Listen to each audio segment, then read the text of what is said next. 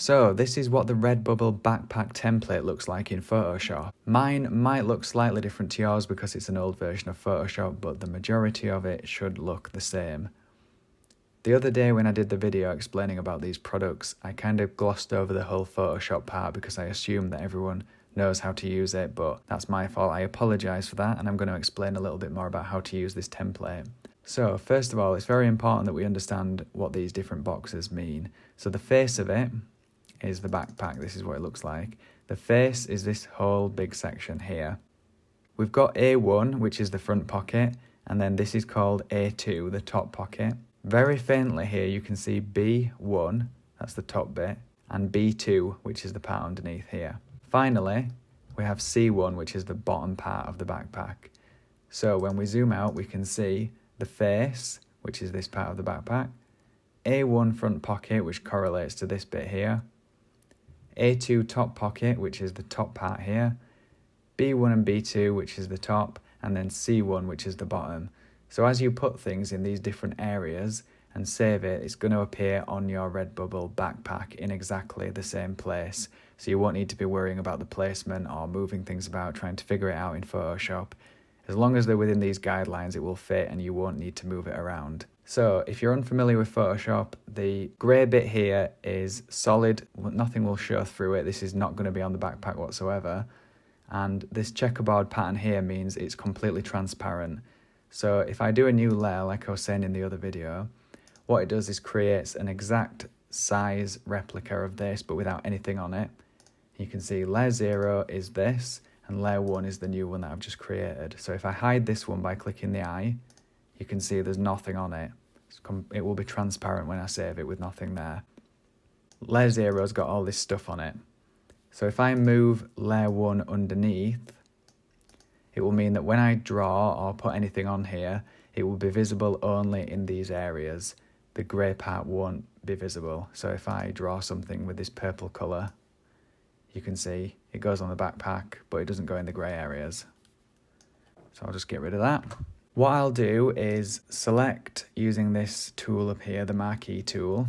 Sometimes, by the way, I don't know what these different things are called in Photoshop because I'm not an expert, I've just taught myself, which I think is a good thing because it shows that anyone can learn. I wanted to do something and then just Googled it and spent time learning how to do it. So I'm not a Photoshop expert by any means, but what I know I will pass on to you. So I'm just going to select this area and I'm just going to set a colour, which I'm going to use red.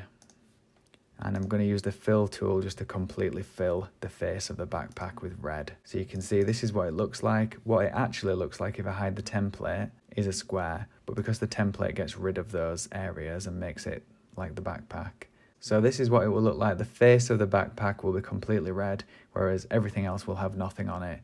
We can't just save it like this because we've got all this stuff here. So the A2 top pocket, A1 front pocket, all this stuff here, this will be on your design. So we need to hide the template. So all it takes is just clicking this and it goes. So if we now save this as a PNG file, so it's transparent, it will be uploaded to Redbubble and only the face of the backpack like this will be visible as red. So I'm going to do that now, hide this, go to save it. And the reason we save it as a PNG is because if we saved it as any other format, all this area here would be white. It would automatically change it to be white. PNG allows this to be transparent, which is what makes the designs look good. So you might have an existing design and you've gone to edit it, or you might put a new design on. We'll click here for the backpack. You can see the template here. This is what it looks like. So you can move your different design elements, but we won't need to do that if we've used a template. Click replace image, and then I've just selected the red. So that's uploading now. And as you can see, exactly as it looked like in Photoshop, it's now on the backpack. So if we click and have a look at the design view, you can see it's just the square that I put in Photoshop. But this part isn't part of the design, this is cut off. So the dashes here are their bleed areas. So when they print, you've still got to put your design to the edge, but this is the area that may end up getting cut off your design depending on what you're putting on there. So you can still move this around, it's 100%, the scale is 100%. But you can move it, say, up there, and it will change where it is. That's actually quite a cool design. It looks like a Pokeball. Maybe that's a good idea for you if you want to use that. assuming there are no copyright issues. So you can even move it up here, and you can see that, in fact, what I will do is just show you only on the top one. You can just see it's this part here. And if we move it onto that one, you can see that it's only the front pocket, and move it back where it was. So that's just a very simple example using colour to show you what it looks like. You can do that for all these different items. So you can put different things in there, there. The problem with the preview, and I'm sure they'll probably change this in the future, is that no matter what you put in these 3 boxes, it doesn't actually display on there until you've published your product. So I'll show you what this looks like for an actual product that I used the other day. When it's published on Redbubble, you can see that it actually displays the front of it and the side design, so the customers can see what they're getting, and they can see there what it looks like. The bottom panel, and this is the other panels that are missing on the other ones. I am sure at some point in the future they're going to end up changing this backpack display view, so it's not just a front view, because you can't actually see what these look like when you put it on the backpack. The reason that's visible is because it's on there, so I'll move it there. You can't see the red at all. It's only when you publish that you can actually see it. So I'm sure that will change in the future, but for now you aren't able to see what these look like until you publish. Now I'm going to get the design from this backpack, and I'm going to put that in Photoshop just to show you what this would have looked like to the person who made it. So I will hide my layer here and just paste the image. So it's much smaller because I've just done a print screen of it, but I will drag it to the edges. And this is what it will have looked like. So without the template, it's the full image like this. In fact, it's not quite there. And this won't be exactly aligned because I have just copied it from Redbubble, but it would look something like that. So you can see when I take this off, they've got the A1 front pocket there. That's going to be the front of the backpack. And they've got Tokyo like they have on there. And then these wouldn't have been visible to them in the preview on Redbubble. But as you can see, once it's been published, you can see these panels underneath. I'm going to hide that now, and we've just got the elements here. So what you can do, say if you've got different elements that you want to put together on a backpack, you can just drag them in. So I've got here this fox that I used the other day. I'm going to copy that across, just drag it into Photoshop. And that's now an element that's been placed. So I can move this wherever I want. Say if you've got a few different elements, you want this one on the front pocket, you want whatever, the red square on the other one. Then you can move these around knowing that this is what the design will look like when it's finished. I think that pretty much covers the backpack. I will move on to the duffel bag template. So we've got the top here and the bottom. I'll show you what it looks like on Photoshop. Top and bottom, and then underneath we have the 2 circles which are either end of the duffel bag, as you can see there. So number 1 we'll call it, and number 2. On here we've got number 1 and then number 2 where the mesh is, and it shows you which direction the artwork should be in, as well as the sizing too. Now what I'll do with this, just make a new layer so I'm not writing onto the existing one, put it underneath. So I'm going to use this tool again, and I'm going to paint it red. This is the entire duffel bag, so you can see here, if I zoom in just to show you what it looks like, you can see it stands out a little bit more now. We've got lines going across here, and that shows you where half of the duffel bag's going to be. So this is the one side of it, and then this is the other side of it. So if I make this a different colour just to demonstrate, I will make it from here downwards. I'll change it to be Control U is the shortcut to get into this, by the way. So we'll change the hue to be something completely different, like blue, and then zoom out. This is what it looks like in Photoshop. So I'll just save this and then we can put that on Redbubble too. So you can see now this is red on this side and blue on that side. And we can change that, so we'll put white, red and blue. You can see there. And I'll move it down to the bottom just to show you.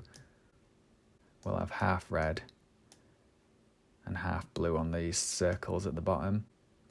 And it looks like that. So colours are easy, but let's just put the fox in there just to show you what that looks like. Copy the fox. And what we'll have one fox in the upper hand, duplicate that fox, put one there,